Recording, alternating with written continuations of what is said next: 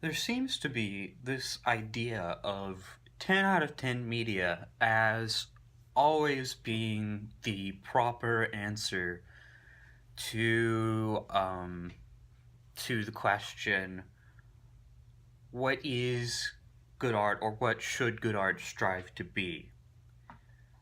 And I'm of the opinion that this is a bad attitude. This is a false attitude, because not all ideas are 10 out of 10. I don't think there's some ideas you can run with and make art from and get 10 out of 10 products, or 10 out of 10 media in general. I don't think, and I don't think art can always be 10 out of 10 either. I think 10 out of 10 media is typically something special, and I don't think anyone would disagree on that. But right, I tend to disagree on a lot of people is all art should be 10 out of 10 media. All art should make you feel the best. All art should make you feel the saddest. All art should make you feel the gurgling in your stomach, the boiling of your blood. But in reality, I don't think there's. I think that idea of a 10 out of 10 is misguided in the first place, because um, subdued emotions are just as valuable as um, as any emotion in media, as any overblown, exciting kill la kill moment. I think emotions like, or for example, Girls Last Tour that came out last year. There are a lot of subdued moments in that show, though it can get pretty dramatic. And I don't think you need to do anything other than what you're best at, or have. I don't think. I think in order to make a 10 out of 10 show or piece of media, you need to have a set of ideas which work together in tandem, and then you need to produce them well. A set of good ideas, set of great ideas. Now, what the step below a masterpiece is obviously anything that you might say is good, right? Even great. And I think movies or video games or anything like that that isn't a 10 out of 10 serves a purpose, because um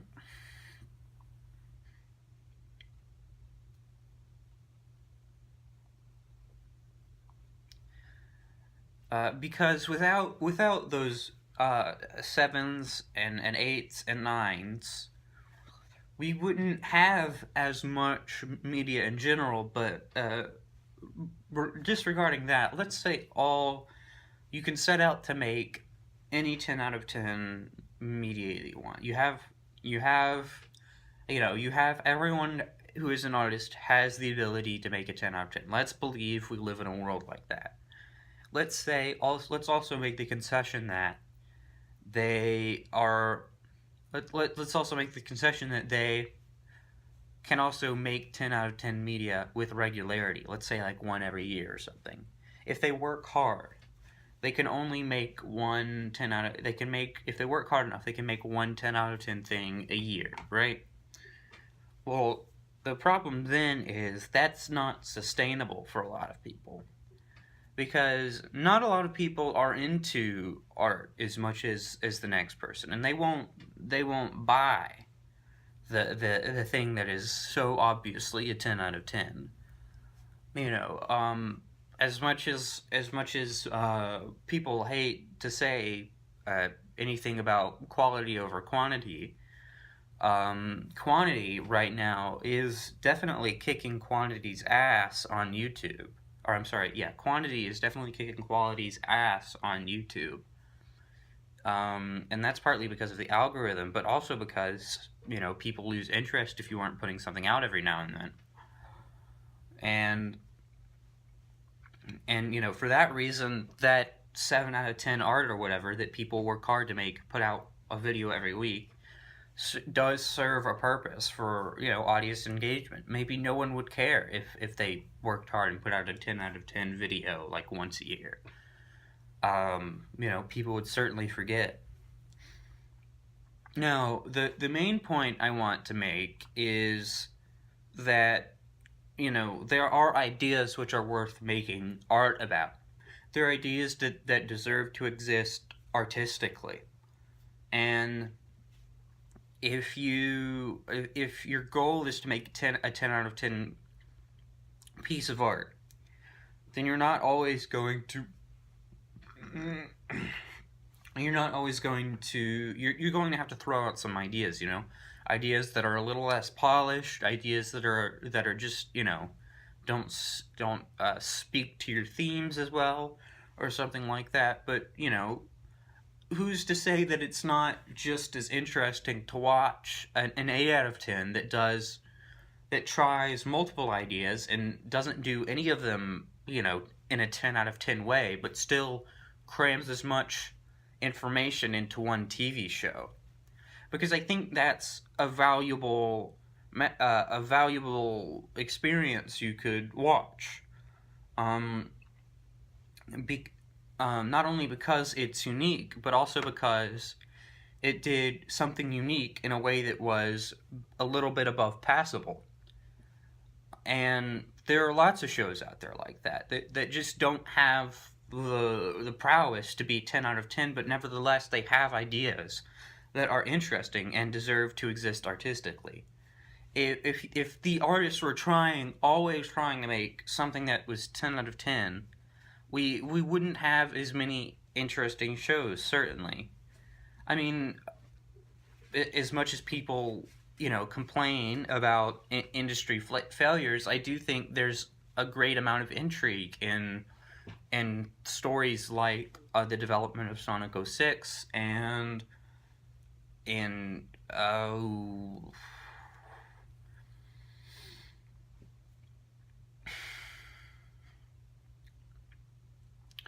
well, bringing it back to my main point is, I think my biggest example for this is Ergo Proxy, because I like Ergo Proxy.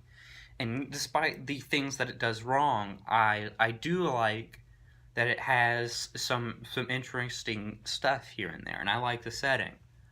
Now, would it be best to say that if it had if it had gone more well or better or whatever, if the production team had tried harder, if such and such happened so that it could be a 10 out of 10, is that a fair judgment to make, that Ergo Proxy could be a 10 out of 10 with the ideas that it had? Because at some point the question is, if this can't be a 10 out of 10 with the production staff we have, with the director we have, what if they couldn't have made one? What if they could have made a 7 out of 10 show with just as many interesting ideas?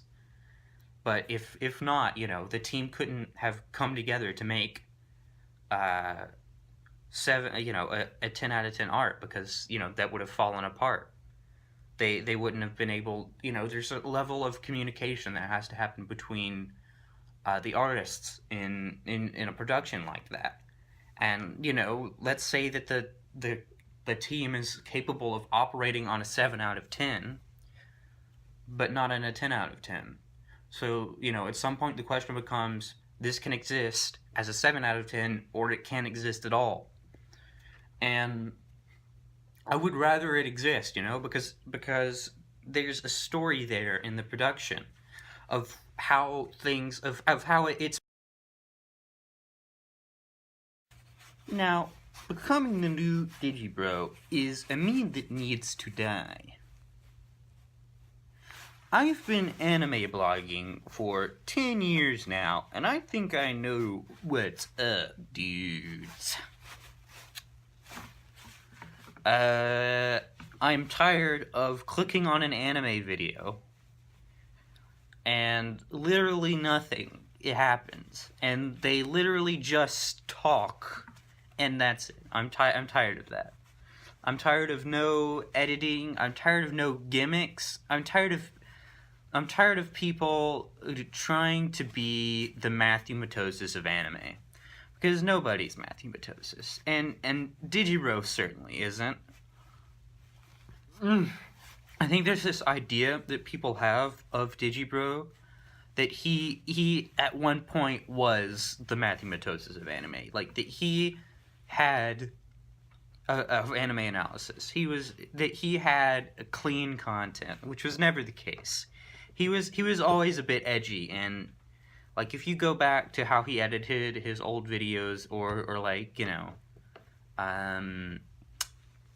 SAO2 sucks, Dick or whatever it's called, and like earlier projects, like for example his game analysis that he did with when he was a little bit out of his pony days. Those were not as clean as Matthew Matosis.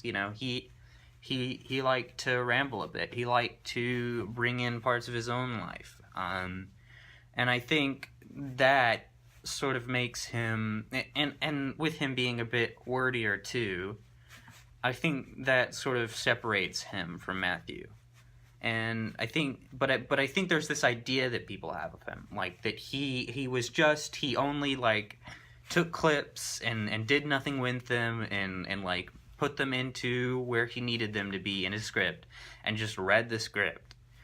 And I feel like that is almost woefully misunderstanding Digibro, because, well, first of all, even if he did do that, he would be a heck of a lot better at it than almost everyone, because I do think most of the smaller guys are worse writers than him. The people who are trying to be the next Digibro aren't as good, aren't as writerly as him.